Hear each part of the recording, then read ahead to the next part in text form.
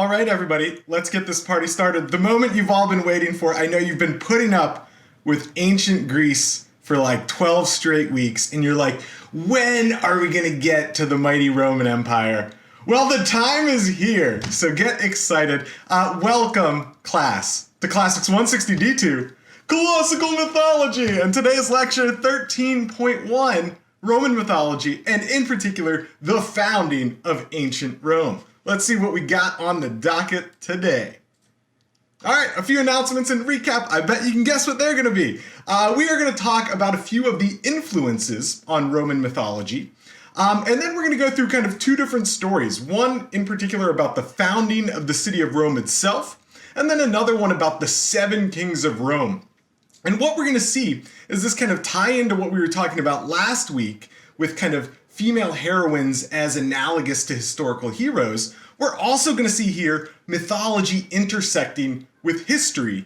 And we're going to acknowledge some of the problems that historians have in trying to untangle these things to get at what actually happened in the earliest days of Greece and Rome. So, to the announcements. All right, here we go. Go ahead and put it in speaker view. You can see me. You can see the words. All the knowledge is yours if you just put it in speaker view. If you have any questions along the way, go ahead and shoot your TA a message. They are working diligently right now on grading your research proposals. They'll have those done by the end of the week. It takes a little bit longer than with just the weekly reading responses. Speaking of those weekly reading responses, you guys have made it to the final one. All right, this Friday is your last written thing for the class, except for you're going to have an essay on the exam. Who knows what that's going to be? We'll talk more about that in the days. I was going to say weeks to come, but we don't really have that many more weeks to come. I will tell you more about the exam soon. It's going to seem a lot like the midterm. Okay, next week, no live classes like this. You guys go watch the old Jason and the Argonauts movie. It's on D2L. You can watch it at any time. It can be from 11 to 12. If you want to make it 11 to 12, you can do that. But it could also be 12 to 1 or even 9 to 10. Really, the world is your oyster. So go ahead and watch that next week. There are 2 attendance quizzes. I'm just going to go through and give everybody credit on both of those quizzes for Monday and Wednesday next week, so have no fear. You're getting credit for them. Spend some time with family, see other human beings that are your family. And have a delightful Thanksgiving. We'll have some good Thanksgiving polling on Wednesday or Friday or something to see what people's Thanksgiving traditions are. What am I doing for Thanksgiving? I don't know. I don't know what I'm doing for Thanksgiving. Anybody ever fried a turkey? That sounds good. Sounds kind of cool. We'll see. We'll talk more about it on Wednesday. All right, other recap. Okay, so last week, right, we were talking about female heroines as analogous to actual for real historical heroes in Greece, right? And the reason being that historical heroes are known for being pretty good dudes, right? They become heroes because of something good that they've done, in their lives, okay? And the female heroines, they become heroines, they become heroes because they're usually doing something good. And this is in contrast to a lot of the other heroes from Greek mythology, people like Achilles or something, who are heroes not because of the good deeds they do, but because they're incredibly strong or fast or blessed by the gods, something like that, all right? And we saw in particular with these guys here, the Tyrannicides, right? That they are the tyrant slayers. They tried to take out the last 2 tyrants in Athens. They were mildly successful in doing so, but in the years to come, they became renowned for this kind of heroic deed to get rid of tyrants. They had songs praising them. They had statues of them put up in the Agora. They had sacrifices to them, and their descendants didn't have to pay taxes and got to eat for free. What a sweet deal. All right, so let's go ahead and talk about Roman mythology a little bit, right?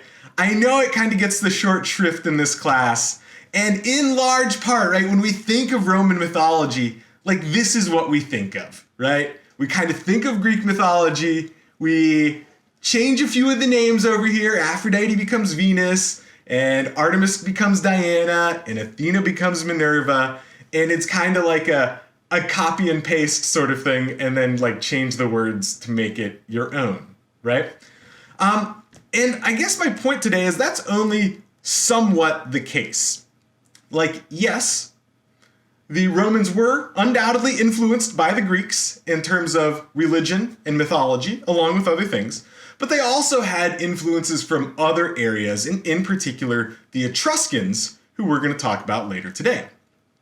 So to understand how this all comes together, and how Roman religion works, and mythology works, and all that stuff, we have to get a sense for where those influences come from. Okay, so we're going to do that by telling the story of Rome's earliest days. And to just set the scene here, the kind of context that you're putting this in, is we're going back to 753 BC, right? That's when the city of Rome is founded, mythologically by Romulus and Remus. And if you were paying attention way back in the earliest days of the class, that's also actually when Athens is coming out of the Dark Ages and starting to flourish as a city-state. Now, there are three major periods in Roman history, okay? We've got the monarchy. That's like what we're going to talk about today. These are the earliest days of Rome when it was ruled by kings. We've got the Roman Republic, when they overthrow the kings and they decide, hey, why don't we let people make decisions, right? Like regular people. And then we've got the Roman Empire, because it turns out that letting people make decisions became extremely, extremely bloody for like 100 years. So then they were like, all right, enough of that. We'll just have kings rule again, but we won't call them kings. So that's the Roman Empire. That comes along a little bit later. Okay, now, Rome has two major influences on it in its earliest days. One of them being the Greeks, right? So 753 is our founding date. And at that time, Greece is just coming out of the Dark Ages, all right? So we're getting all these city-states populating what today is mainland Greece, right? In the ancient world, it also included the west coast of modern-day Turkey, right? It included a bunch of the islands, the Cyclades here and Crete down here, and even Cyprus off the map over here. And during the 8th century, populations were growing, things were booming, stuff was going really well. And they were like, we got to piece out of here and go find some new land because we got too many people. And that's exactly what they did, right? So this was their like little homeland over here, and they were going all into the Black Sea, all over here, right? You'll remember the stories of like Medea, that takes place all the way over here. They started settling in Sicily and in southern Italy, places that become so freaking Greek that it becomes known as like Greater Greece. They start settling on the south coast of France and the east coast of Spain, a little bit in North Africa as well. So the 8th century, the 700s BC, Greek culture is going crazy. And guess what? They're taking all kinds of stuff with them, right? So they're starting things like the Olympics, and people from city-states all over the place come to the Olympics. And their pottery is getting awesome again. If you remember the trajectory, this was the Bronze Age. They're like painting dope-ass octopuses and stuff on their vases, and they look cool as hell. And then they go through the Dark Ages, and they got this crap over here, and they're like, I'm just going to paint some circles on a vase. And then finally, in the 8th century, they're like, no, wait a second, we actually are awesome at art. Let's do that again. And you start seeing these really cool iconographic vases. And you'll have seen actually an image of this before where we see a funerary scene, right? Of the deceased being laid out and prepared for burial, and then the procession down here. Okay, one of the other things we get during this time is we get the invention of the Greek alphabet. This is a huge, huge deal, all right? So if you go back to the Bronze Age, they had writing, all right? But what did they do with their writing? They were like basically like little accountants. They were like bean counters. They were like, all right, you sent 27 goats to the palace, here's your receipt, all right? With the alphabet, and the way that writing occurred, it was syllabic. So there were like hundreds, if not thousands of different like syllable combinations, and you had to know them all to be able to write. With the alphabet, all of a sudden, you can make like all the sounds that a person can make, right? with like, in Greek, is like 24 letters. That's it. That's all you need to know. And so they start doing super cool things like writing the Iliad and the Odyssey with their new alphabet. What you're looking at here is actually the earliest evidence of Greek writing that we have. It's an inscription on a little cup, and it's basically like a joke about like the Iliad. Nestor's cup, good to drink from. Whoever drinks from this cup, him straight away the desire of beautiful crowned Aphrodite will seize. Basically a little thing. Nestor's cup in the Iliad is this giant golden goblet that you need 2 hands to drink from. This is like a little crappy piece of pottery. But it's kind of a little joke on there that like, you know, if you drink enough wine out of this cup, Aphrodite's gonna love you. Or at the very least, you'll love Aphrodite. In addition to writing, right, they're taking their religion along with them, right? So they're taking their Zeuses, they're taking their Heras and their Apollos and Artemis and Athena all over to these city-states. And these gods and goddesses are kind of like mingling and negotiating with the gods and goddesses of these local areas. Okay, and one of the things that you're gonna see here, right, we talked about this, Sicily and southern Italy is one of the main places where this is all going down. And the very, very first Greek colony, out of all the colonies, actually takes place just off the coast of Italy, right? So we've got classic Italy, it's shaped like a boot, it's super awesome. And here we've got our boot, and there's this little tiny island, and the site was known as Pithecusae. It's right down near the Bay of Naples today. So this is the Bay of Naples, and this is just off that area. And here's the island. It's known as modern-day Ischia, all right? And when you look at modern-day Ischia, you're like, that's an awesome place to build a colony. You have to go to Ischia. I've never been to Ischia. All I want to do is go to Ischia. Stupid COVID doesn't let me go to Ischia. But I'm going. I'm going soon. Book it. All right. Anyway, the Greeks are founding colonies here. They've got these little like houses, Greek houses that they found. And this is way back in 775. Again, a few years before the rise of the city of Rome.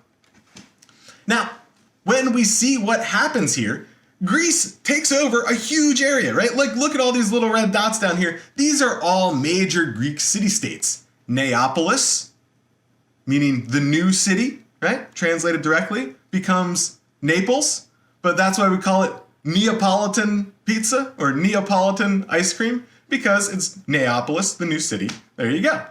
And then what else do we have? We've got Poseidonia, the city of Poseidon. That becomes Paestum later on. We've got all sorts of sweet places over there. Now, one of the things you're also going to note is that we got a couple little green dots on here as well, especially in western Sicily, Sardinia, North Africa down here. And these are Carthaginian city-states. And eventually, later on, this is all going to erupt into a big battle. Take my history class if you want to hear more about that. Okay, so we've got some Carthaginian city-states. We've got a bunch of Greek city-states.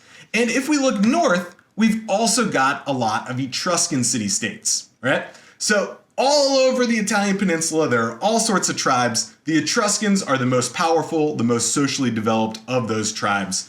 They call themselves the Tyrannoi or the Tirsanoi.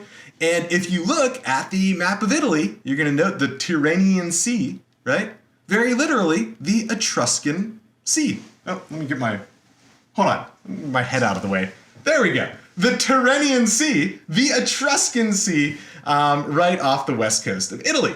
Now the Romans call them the Etrusci or the Tusci, and that's where we get our word Etruscans and Tuscany, right? And sorry, it's actually the Greeks who call them the Tyrannoi or the Tirsanoi. The Etruscans, it's really difficult to get a sense for exactly how the Etruscan language works. They've made a lot of progress on it recently. They probably called themselves something along the lines of like the Rassena. Now, where did these guys come from? There are basically like two main theories, right? So Herodotus comes up with this crazy theory that they're coming all the way from Anatolia, from modern day Turkey, descended from the Lydians. Dionysius of Halicarnassus, he's saying like they just emerged from other tribes in Italy. Archaeologists really favor the latter explanation, that this is probably an evolution of other tribes already in Italy, but DNA studies still inconclusive. And some of the other stories, the mythological stories, do have other groups coming from that region of Anatolia into Italy. And we'll see that a little bit later. Now, the Etruscans, they love Greek culture, all right? So the amount of like mixing in terms of actual populations is debated. What's not debated is that the Etruscans see what the Greeks are doing in terms of material stuff, and they're like, that's dope as hell. Your vases are awesome. Your armor looks sweet. Your alphabet, I'm taking that and going to use it myself. And so one of the interesting things is that the Etruscans just take the Greek alphabet and they start writing their own language in it. But we haven't like totally translated the Etruscan language. We've got some of it. So we can like read how it sounds, right? We can like sound it out because it's written in the Greek alphabet, but we don't always know what it says. But we do know that they're big into Greek material culture, art and jewelry, weaponry, dress, pottery, that sort of thing. And we can get a sense here, right, for where these different groups of people are. So the yellow group down here, we're looking at the Greeks, right? Then we've got the Etruscans up here. Rome emerges out of a tribe known as the Latins in the realm of Latium here.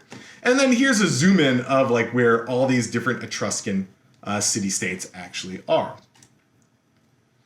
Now, when we look at Etruscan history, one of the problems is that we just have very few written sources, okay, from the Etruscans themselves. We've got a lot of sources from other groups. We know what the Romans think about them. We know what the Greeks think about them. We don't have a lot of information about what the Etruscans think about themselves. And what you're looking at here is the longest like Etruscan inscription that we've got. And you'll notice if you like look up close, you can recognize some of the Greek letters here, but it's using the Etruscan language. Now, the Greeks and Romans have two kind of different pictures of them. So the Greeks really view them as pirates, right? Stealing a bunch of Greek stuff, and hedonists. They're like, oh, those Etruscans, they just love to have a good time, right? The Romans view them slightly differently. The Romans are like warriors, probably because the Etruscans were frequently fighting with Rome, and very, very religious. And we'll see that's where Rome starts to adopt quite a few Etruscan religious practices. Now, socially, the Etruscans are similar-ish to what's going on in Greece, right? We're talking about a political ecology that's based on city-states. And so they all share a culture, right? They share a religion, they share a language, they share cultural practices, but each of these city-states is ruled by themselves. There's kind of a federation or a league that comes together with the 12 most powerful ones, but that's really mainly a religious thing rather than like a political structure that like groups them all together. And when it comes to religion, the Etruscan religion is very kind of steeped in nature. So they have individual deities, and those deities are then kind of linked to different parts of nature. Similar-ish to what's going on in Greece. And in order to understand what the gods want you to do, you have to have these elaborate rituals. And so we can see, this is a little Etruscan statue over here, but we can see that the Etruscan god Tinia is linked with the Greek god Zeus, which is linked with the Roman god Jupiter, and that's like the god of the sky, right? The god of the heavens.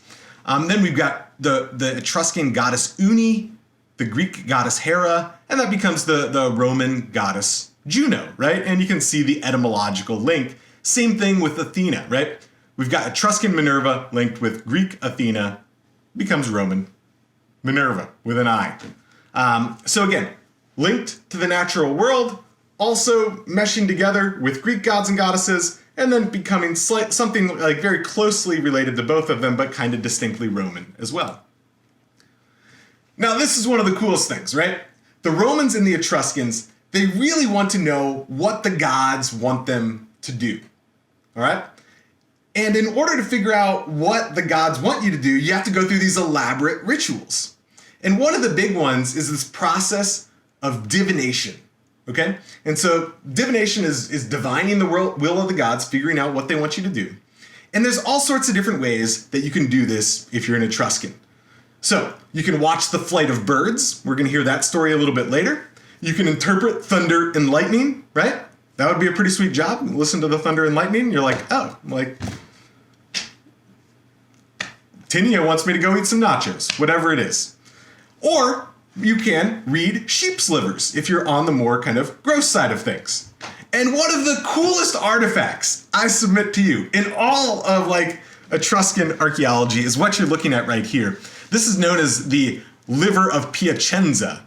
And what it is, it's a bronze diagram of a sheep's liver.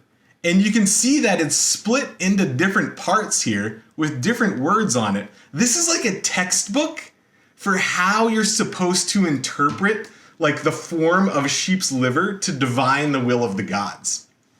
I'm not sure that we actually know like what this stuff means, right? Again, we can kind of sound it out, but we're not really sure what these different things mean. But these are the different parts of the liver that you would look at, and based on the way that they like look or, you know, are formed or whatever, that would give you some information about what the gods want. So kind of a, well, relatively dirty way of figuring out what the gods want. Yes, also one of the coolest like artifacts ever. Now, we've also got tons of Etruscan tombs. That gives us an insight into Etruscan culture. They are awesome. They look like little hobbit holes. And if you go up into Umbria and Tuscany in Italy today, you can go visit these little like hobbit hole tombs. It's known as a tumulus. You know, you've got this kind of stone structure around it, and then the grass and stuff grows on top. And when you go inside, they're very richly decorated and painted. And we can learn actually quite a bit about Etruscan culture and perhaps Etruscan beliefs in the afterlife from these things. So for example, right, we see a lot of sporting events, some sort of race here. We see rituals. We see a lot of celebration. If we look at the next one, a lot of like feasting here. This is a classic like Greek symposium looking thing, and the Etruscans were probably like, symposiums look fun as hell. I'm gonna totally do that. So they do, and then they're painted on their tomb walls. Some people have argued that with such celebrations in these tombs, perhaps what we're looking at is actually a belief in the afterlife, right? That like the person has done well in life, and then this is the type of thing that awaits them in the afterlife. And we can see some of them here, right, inside this tomb. And what they've done is that these tombs have literally become like houses for the deceased. Another kind of piece of evidence that people have used to interpret that like these are homes for the afterlife. And this is known as the Tomb of the Reliefs. And they've put all this like daily life stuff like on the wall in like stucco form and then painted it, right? Like little machetes and axes and vases, shields, all sorts of stuff. A real veritable home for the afterlife. And we know that they actually look like houses because we have evidence from houses also from the funerary realm, right? So before they were building those awesome tombs, they used to bury people, they'd cremate people and then bury them in these little models that you have over here. So the ashes would be inside. And again, what this is, it's a little house for the afterlife. And you can pay attention to the form here. This is actually going to come in kind of important later on when we find some of the earliest domestic remains in Rome. And that gives us a sense for that whether or not it was Etruscan in origin, it at the very least has some sort of kind of Etruscan influence. Let's go this direction. We've got Etruscan temples, and you're probably looking at that and you're like, oh, it just looks like a normal Greek temple. And it kind of does, right? Oh, good question here. How did Etruscans get paint? Paint in the ancient world is basically minerals, right? So you go get like minerals in the form of like, you know, different stones and iron and stuff like that. And you grind it up and then you mix it with something like oil, and that's where you get the paint. And all these things would have been painted. So maybe you can actually think about what the main differences are. We can look at this, right? We've got an Etruscan temple on the left.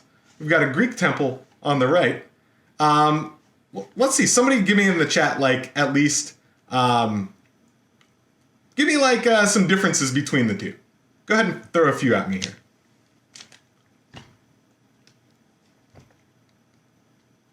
Yes, fewer columns, right? So the Greek temple gets columns all the way around. The Etruscan temples only get columns on the front. The figures on top. Yes, these things are awesome. The Etruscans loved to have statues like of the gods just walking all over the top of their temple. How cool is that, right? The Greeks, they'll like put up like little tiny like statue type things, little decorative things on the edges. But it's not like Rome where you have, or like Etruscans where you have like, you know, gods walking all over the roof. Yeah, you've got a little bit more of a front porch for the Etruscan temples. Sometimes you'd have decoration up there, sometimes not. Let's see, what else? The bigger base, that's absolutely right. So one of the things is with Etruscan temples, they get raised up pretty high on this little like thing that we'd call a podium here. You'll notice several different entrances. Some of the Etruscan ones are actually to multiple gods, where the Greek ones are usually to a single god. The small stairway up to the podium. Yeah, good job. Yeah, these are all things you can clearly see that they're similar-ish, and there's certainly influences between the two of them. But like also they're slightly distinct. And what you're going to find is when Rome starts building temples, even though they are influenced by the Greeks, the Roman temples look a lot more like these Etruscan ones. We talked about earlier how the Etruscans love Greek pottery, right, or Greek material culture, and so they do a couple things. One, they just start like importing Greek pottery. So many, if not most, of the Greek vases that look like this over here that you find are actually coming from like Italy in the like Etruscan culture, Etruscan tombs. And then also, they just start making their own. They're like, we can do that. And they pretty much can, right? Now, if you go to an art historian or something, they're going to be like, yes, the Etruscans, that's just a knockoff of the Greeks who are way more sophisticated. But like, come on, it's pretty good. So a lot of our Greek pottery comes from Etruria. And then when it comes to religion, right, like that's another thing that they're borrowing from the Greeks. And sometimes it gets mapped on perfectly. Other times, especially with the combination of like Mars and Ares, there's quite a few differences between the two, right? Both of them are gods of war. Mars is almost a combination of like the militaristic characteristics of like Athena, right? Strategy, courage, bravery, camaraderie. And Ares, right? Destruction, bloodlust, rage, all those things. And so you're actually going to find quite a few temples to Mars in the Roman world, whereas you aren't going to find many temples to Ares in the Greek world. Okay, so both the Greeks and the Etruscans influenced Rome in the earliest days, because when Rome's getting started, like the Greeks and Etruscans are way more socially developed. Okay? They've got bigger cities, they've got the more impressive material culture, they've got more sophisticated technology. In the earliest days, the Etruscans and Greeks like put Rome to shame. Now, the Romans have their own myths, right? And then they start kind of reinterpreting them using Greek gods as well as Etruscan gods and kind of mashing them all together into their own thing. Now, the focus on Greek mythology as like the one to really focus on, that actually happens in large part during the Renaissance, and you can see the like influence of that still today because the first 12 weeks of the class are kind of on Greek mythology. Oh, so let's go ahead and do attendance today, now that we've gotten through the Etruscans. Very exciting day. The color is orange. Yeah, orange. All right, so go ahead and click get in the D2L. Go ahead and put orange as your answer. Out of all the colors, it's not blue, it's not red, it's not yellow, it's orange. And aren't you glad you chose orange? Because you got your credit. Yeah, there is a sponsored drink. Perhaps giving away the color of the day. The drink is also orange. It's orange vitamin, not vitamin water, vitamin rain. All the flavor of vitamin water at 1/3 the price.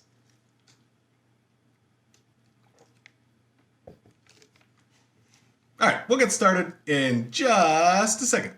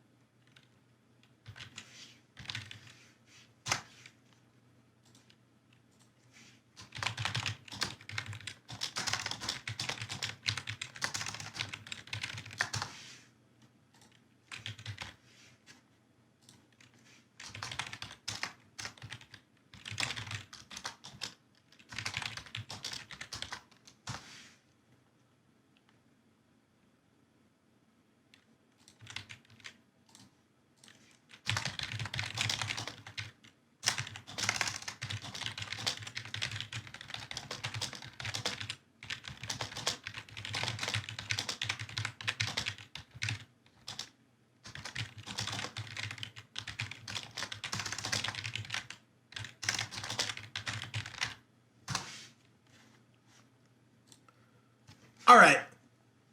I hope you've selected orange. And let's go ahead and start talking about the earliest days of Rome. All right. So we've talked about some of the influences on Roman mythology. Now we're actually going to talk about some of the stories associated with Roman mythology. And in particular, we're going to tell the stories about where they intersect with Roman history, right? So if you read like a history of Rome, you're undoubtedly going to see these stories, but also they're kind of just mythology. So to frame ourselves again, right? When Rome shows up in 753, right? They're this little star here.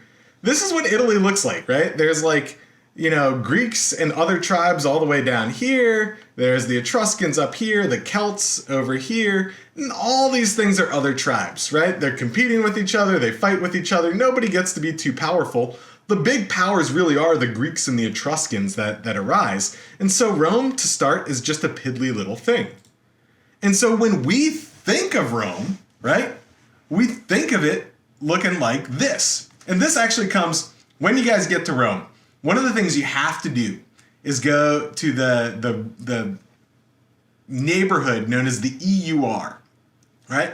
And this was like a totally new neighborhood built by Benito Mussolini. It's like a fascist district of Rome. You get on the little metro for €1, you can get out there. And so it's totally newly built in the 1930s. And one of the things he builds there is a museum for Roman civilization. And the coolest thing about the museum is that there's nothing like real. All it is just copies of like the most famous Roman artifacts from all across the empire, right? Plaster casts of things, which makes for a very interesting museum experience. But one of the things they have there are these models of ancient Rome, huge things, right? Like 25 feet by 25 feet of ancient Rome. And so this is one of them. It's not a computer rendition of it. This is like a picture of an actual physical model. And this tends to be what we think of when we think of ancient Rome. But when we think about Rome in the earliest days, it's not so much that, right? It's more like this. Rome is the city of 7 hills. And in particular, in the earliest days, you get settlements just on the top of these hills, all right? And so you've got like the Capitoline up here. We can tell that by this big old temple. And then you've got the Campus Martius over here. This is where they do like military training. And then a bunch of the other hills as well. So Rome is the city of 7 hills. And think back in 753 BC when this all gets started, right? It's people just living on the tops of the hills. Nobody's even living in the areas in between. And you can get kind of a sense for the way this looks over here, the Capitoline and the Palatine. That's where we get our word palace from, because the Romans built their palaces there.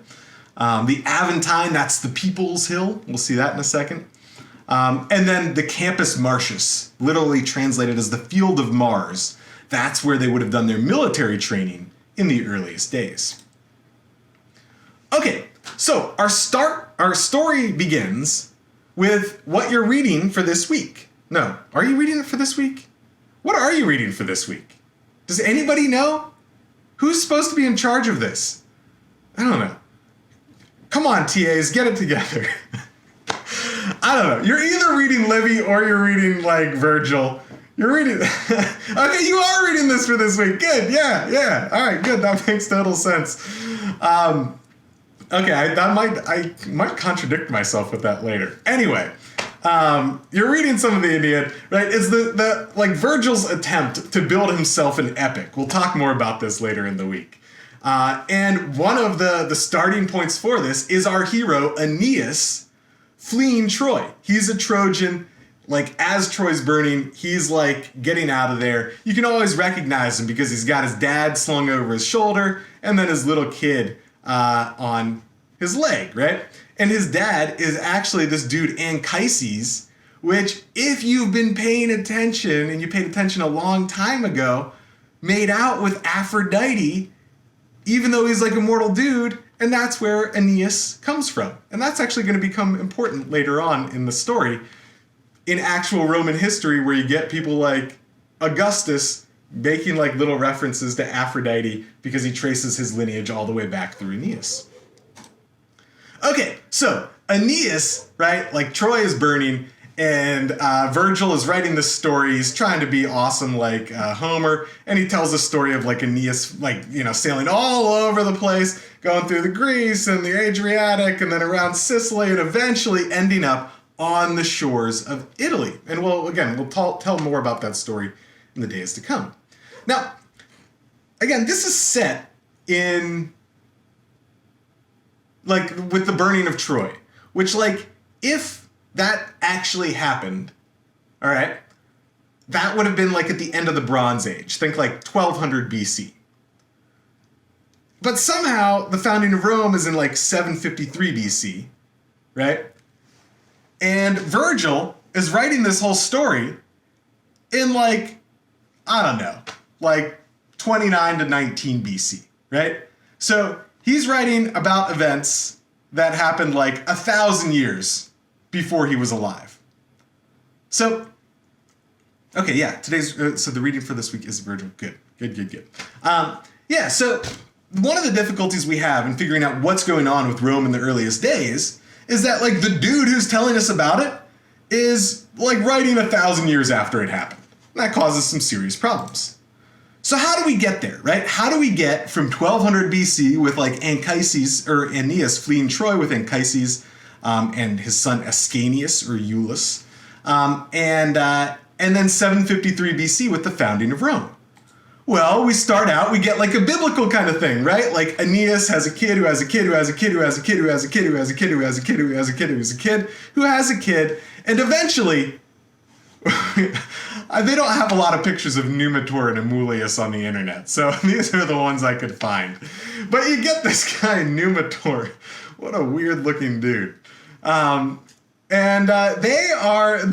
is the king of Alba Longa.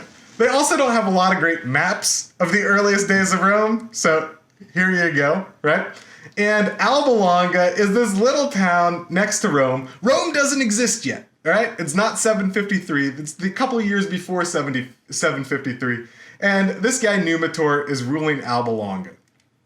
Now, his brother is the evil Emulius, all right? And Emulius does not take kindly to Numator getting to rule the city. So Emulius kicks Numator out and imprisons him. And then he starts going about trying to make sure that, like, he will be able to rule without any challenges. So he takes Numator's daughter, this woman right here, a woman by the name of Rhea Silvia, and he makes her a Vestal Virgin, all right? He's like, what an easy way to, like, prevent any, like, male offspring from challenging me. Now, if you think really hard about what's gone on in the class, you can kind of sort of get an idea for probably what's going to happen. Well, she doesn't really take kindly to the Vestal Virgin thing, and she gets herself pregnant somehow. And turns out the punishment for breaking your vow of chastity as a Vestal Virgin is to be buried upside down alive, which sounds very, very unpleasant. So she's like, probably freaking out, and she's like, it was the god Mars. The god Mars came to me and got me pregnant, right? And so she's saying that. And then when she actually gives birth, she's still afraid of some sort of retribution here. So she takes these two little twin babies and she does like a Moses thing, right? She puts them in a basket and she puts them and floats them down the river. Right? So she floats them down the river and eventually they wash up on the banks of the river. And you can see exactly where that happens if we go back and we look at a map here, right? It's right around where this like little island is. Things get kind of shallow there, and that's where they wash up on the side of the river. And they're found, well, by a wolf, all right? So they're found by this she-wolf here, all right? Known in Latin as a lupa. That's the Latin word for wolf. It's also interesting, like it's like a Latin word for prostitute as well. And so sometimes people have argued that they're actually taken in by a family, that the farmer's wife might work as a prostitute, something like that. People don't really know. If you go to Pompeii, the brothel at Pompeii is known as the Lupanar, because it's like the house of the she-wolves or the prostitutes. So this is a very traditional depiction of Romulus and Remus here, suckling on the she-wolf. For a very long time, people knew for ages that these little babies, these weren't ancient babies, right? These were Renaissance babies, and they were put into this Etruscan statue of a wolf, right? To make it look like a statue of Romulus and Remus. Turns out recently they found out the wolf is also not an ancient statue, even though it's one of the most famous statues in Rome. All the dating stuff they've done on it, the wolf dates to like the 1200s. It's a medieval wolf, and it's Renaissance babies. So the statue itself has nothing to do with antiquity. Nonetheless, it's still one of the most famous depictions of Romulus and Remus being suckled and raised by the she-wolf. Now, after that, they're taken in by the farmer Faustulus, all right? And the farmer Faustulus raises the kids along with his wife, who might be the lupa, the prostitute. Nobody knows. Who knows if any of this is true? Probably not. And they end up being raised there until they're old enough to go back to Rome and seek vengeance, right? So they're old enough, they go back, they get Emulius, they kick that guy out of there, and they reinstall their grandfather, Numator, as the rightful king of Alba Longa, right? So they've like made good on their family, and they've like gotten things back in order in Alba Longa. So what do they do then, right? Like, well, what do? You've already reinstalled your grandfather. And they're like, let's go back to that place, right? That place where we washed up on the shore after our mom, Rhea Silvia, put us in that little basket and floated us down the river and found our own city. And they do that and they get there, right? And they're like, all right, we should found a city. And that's where things start to become problematic, right? You got two people, they kind of both each want to found their city. So Romulus wants to found his city on the Palatine Hill, all right? And Remus wants to found his city on the Aventine Hill, all right? And they have a big debate about this thing, all right? So Remus is like, oh, well, I just saw these birds fly over a hill. And if you remember back, that's like one of the Etruscan ways of divining the will of the gods. He's like, I saw these doves fly out, 6 of them, above the Aventine Hill. That must be the one we should build on. And like any brother would do, right? Romulus is like, well, I just saw 12 birds fly behind the Palatine Hill. So that one, there's more birds. We should build there. So they're just like, forget it. We're both going to start building our own cities, right? So Remus is building his on the Aventine and Romulus is building his on the Palatine. You can kind of guess how this plays out because we go to Rome and not like Rheims, right? But one day Remus comes over the wall. He like comes across the city walls and of Romulus's city on the Palatine to come check things out. And Romulus kills the guy, all right? And he says basically like this is going to happen to anybody who ever jumps over, right? Anybody who crosses the walls of Rome in aggression is going to get killed. And so then his brother is out of the picture, and it's on April 21st, 753 BC, that Romulus like officially founds his city on the Palatine Hill. Now, one of the super cool things, I said we'd come back to these little these little huts here, right? Is that some of the earliest domestic architecture in Rome, the earliest houses we have, are on the Palatine Hill. So even though this is a mythological story, told 1,000 years, right? 750 years after it was like, you know, supposed to have happened. You look at the archaeological record, and the earliest houses really are up on the Palatine. And when you look at them, right, what you're looking at are these little like post holes. So these would have been the supportive structures. And if you look, right, these are the post holes. If you look up here, those are the posts. And then you've got these little like creases here. That's where the walls would have been inserted, held up by those posts. They kind of sort of look like the Etruscan models of houses that were used in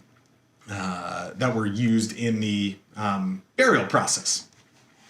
So yeah, one of the kind of cool things here, right, is even though this is a myth told by somebody 750 years after it was supposed to have happened, right, some of the archaeological record actually supports not necessarily a person named Romulus, right, or Remus or anything like that, but the general idea that people were building on these hilltops, that the Palatine was one of the earliest areas of habitation in the city of Rome. They date to the 8th century, right? They do date to the 700s BC, which is pretty cool. They actually got the timing kind of sort of right. So what we're going to do is we're going to wrap up there for today.